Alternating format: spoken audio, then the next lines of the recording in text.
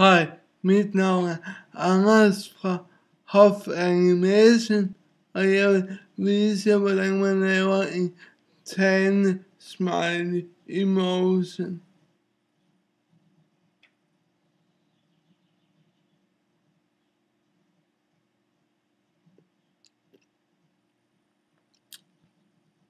Man åbner sit emotion, så man har forventning, og så tager man den der Start One New Thing Project.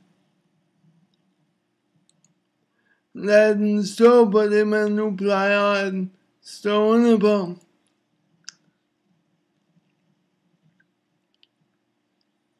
Og så kan festen begynde. Det man gør til at starte med, man går heroppe under, der hvor man tegner rektangler, skifter den til cirkel. Sådan her. Og trykker dernæst på Shift. Trækker den derned, hvor man vil have sin smiley. Shift den gør, at cirklen ikke bryder sin form, men holder en konstant lige cirkel. Man trækker den så stor, som man vil have den. Jeg tror, det der godt nok. Så går man op på pilen og går her ind over Inspector og vælger farve. Og det er vigtigt at sige, at der ikke er nogen korrekte former for farve. De kan være gule, de kan være sort, de kan være lilla, ja, you name it. Jeg vil dog tage min helt klassisk gul, fordi det er en dejlig farve, men der er jo ingen, der siger, at det skal være gult. Dernæst går jeg op på cirkelværktøjet igen. Og lige så som der vil lave et grundform, trykker jeg på Shift. Og tegner et øje.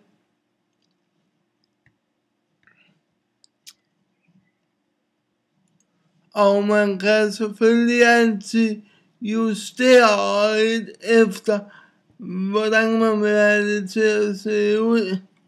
Jeg vil have mit til at se her. Og så vælger man en farve på øjet, og lad mig understrege, man behøver ikke. Men jeg synes, det ser bedst ud. Som for eksempel et sort øje. Nu kunne folk godt sige, jamen, skal man så til at tegne et nyt øje? Men nej. Man tager den genvej, der her Command D. Hvad man så ikke kan se nu, det er, at øjet er blevet duplikeret. Men hvis du tager øjet og trækker i det, vil du kunne se, at det er blevet dobbelt. Hvilket vil sige, at det også har ens form. Og så er der en lille gul streg, lyser den, så er tingene i samme højde, og så kan det være der. Nu vil jeg gå over til det hele handler om i den her talende smiley tortur, nemlig at lave munden. Det kan være op på den der, den ved siden af cirklen, og klik på den, og tag den nederste. Det er et 3D-værktøj, der gør, at du kan se prikker, der bøjer i form. Det man gør, man sætter et punkt. Gør sådan her.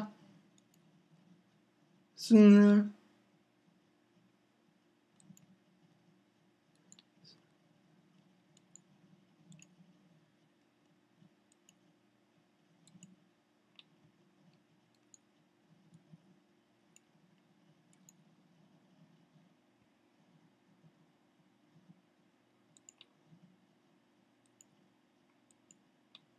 Så er den lukket. Det vil da sige, at man kan vælge igen og gå ind og lægge farve på, men man skal ikke. Man skal absolut ikke gå ind og lægge farve på, men igen, jeg har det sådan, det ser bedst ud,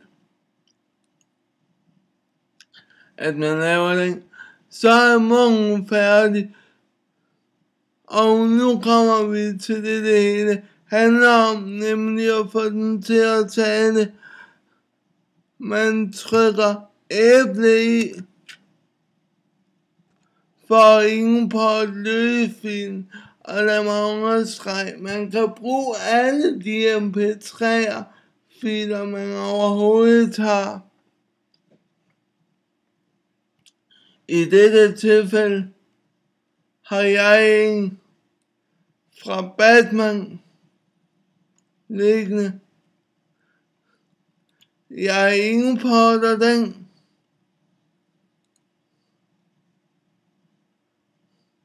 Går op under Project. Går ned under munden.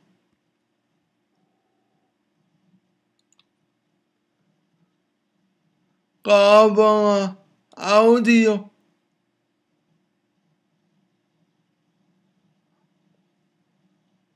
Og så går højre klikker jeg under rotation. Så får jeg ikke sæt frem. Og jeg højre klikker. Så får jeg en masse valgmuligheder. Så man kan bruge til meget andet og til alt muligt. Men lige netop i det her tilfælde, der er det audio, vi vil koncentrere os om. Vi højre klikker. Bum.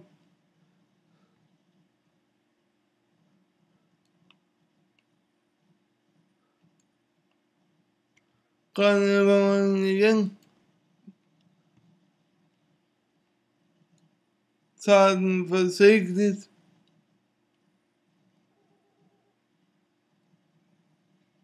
Og trækker derover.